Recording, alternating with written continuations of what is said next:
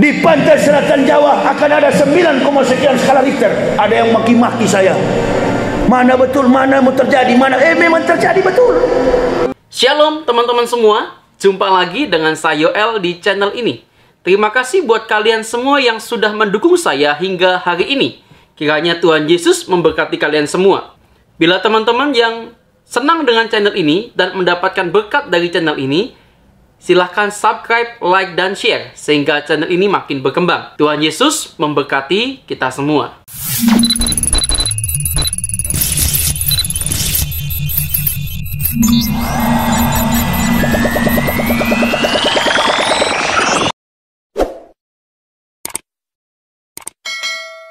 Teman-teman sekalian, pada kesempatan kali ini, di dalam video saya, kita akan membahas seorang ustadz yang bernama Yahya Walloni. Di dalam ceramahnya, menurut saya ada kejanggalan bahkan kekeliruan apa yang diucapkan oleh sang ustadz, teman-teman.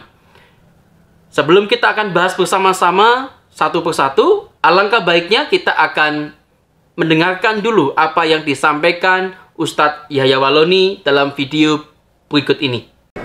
Makanya saya ngomong tadi ini, karena ini YouTube ini akan keluar. Saya minta kepada Pak Jokowi dan terutama Raja di samping Pak Jokowi, mantan Kiai Pak Ma'ruf Amin. Kalau sudah wapres jangan pakai-pakai tuh Kiai. Tolong supaya Bapak bebaskan Habibana Muhammad Rizik Syihab. Itu orang tua kami, Pak. Bebaskan beliau. Kalau beliau bebas, insya Allah tanpa mendirikan FPI kita bersatu. Karena kalau beliau tidak bebas, ibu Bapak percaya lebih besar akan datang di belakang kita ini.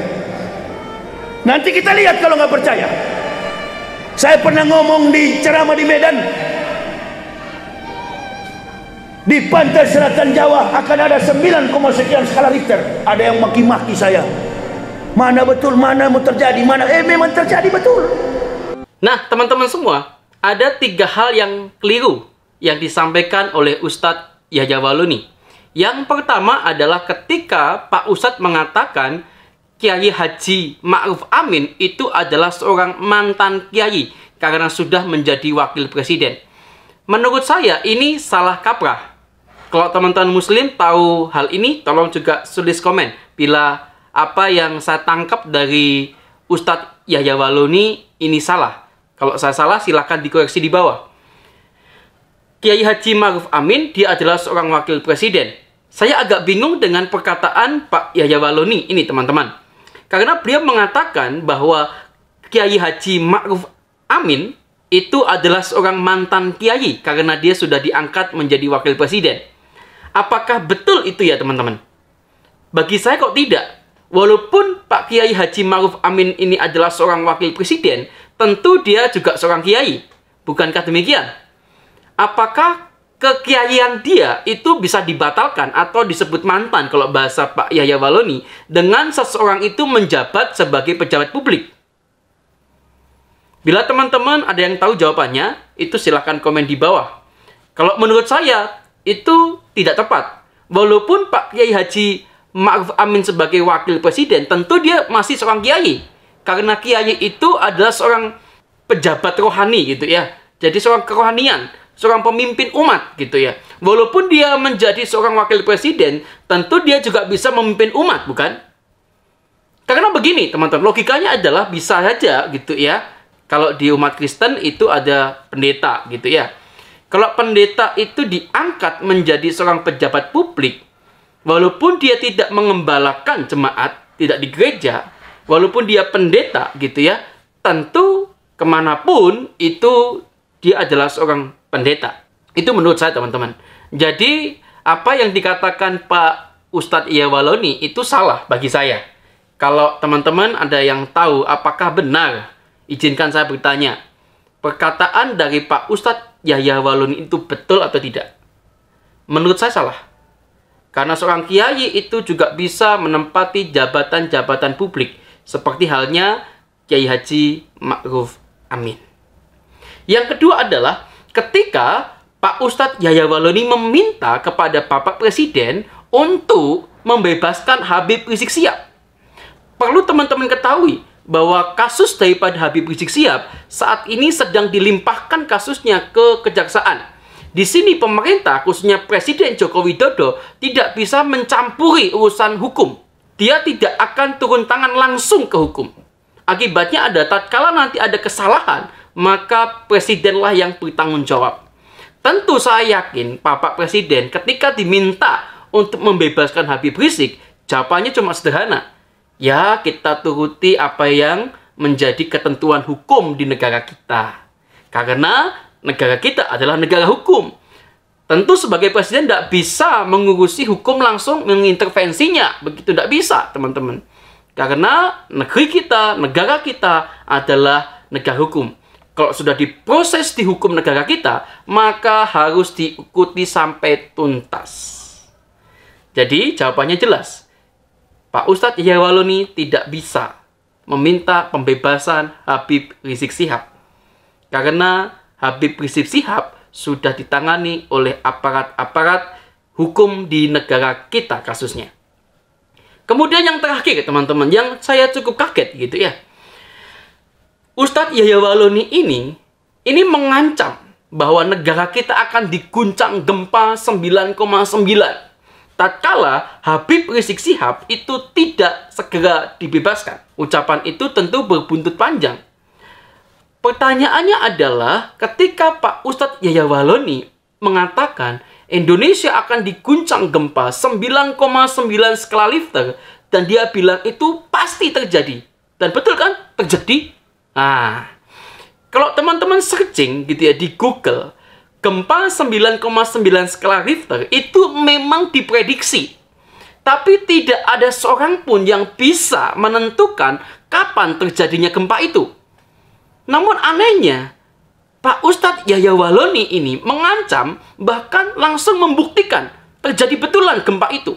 Padahal gempa itu belum terjadi. Sampai detik ini.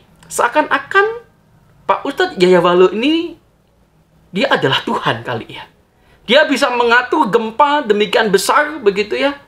Setelah dia khotbah di mana, ceramah di mana, dia ngomong apa, kejadian betulan, dia ngomong apa, kejadian betulan.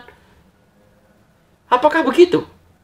Tentu ini menjadi kurang tepat juga sebagai seorang ustadz. Seharusnya yang dikatakan Pak Ustadz itu adalah menenangkan, bukan membuat gaduh dengan bencana-bencana yang dikaitkan dengan apa permohonan dia. Nah teman-teman, kita akan saksikan gitu ya. Kalau teman-teman tidak tahu, nggak sempat nonton video lengkapnya, saya akan cuplikan beberapa kalimat-kalimat yang dia katakan ketika dia ceramah di kota A akan terjadi apa, di kota B akan terjadi apa. Kiranya video itu menjadi perhatian buat teman-teman semua, sehingga teman-teman perlu hati-hati, perlu menyaring ceramah-ceramah model Ustadz Yahya Wahloni ini. Karena kalau beliau tidak bebas, ibu bapak percaya lebih besar akan datang di belakang kita ini. Nanti kita lihat kalau nggak percaya. Saya pernah ngomong di ceramah di Medan, di pantai selatan Jawa akan ada 9, sekian skala Richter. Ada yang maki-maki saya. Mana betul, mana mau terjadi, mana memang terjadi betul. Habis dalam pantai selatan Jawa. Nah ini juga di Palu pernah saya bilang, di Lombok sana pernah saya bilang juga begitu, terjadi. Ceramah di Pekanbaru, di kota Pekanbaru, 1-2 hari ini akan ada gempa. Ini tahun 2021 ini adalah tahun petik daripada 2020. Nanam padi 3 bulan lalu, petiknya 3 bulan depan. Kemarin di ujungnya masih ada masalah, kematian 6 pemuda. Itu baru tunggu tunasnya. Buahnya mana? Tunggu Komnas HAM. Apa Komnas HAM ini berani atau tidak? Kalau Komnas HAM kalah, aduh, ini yang sangat bahaya sekali. Ke depan sana lebih besar.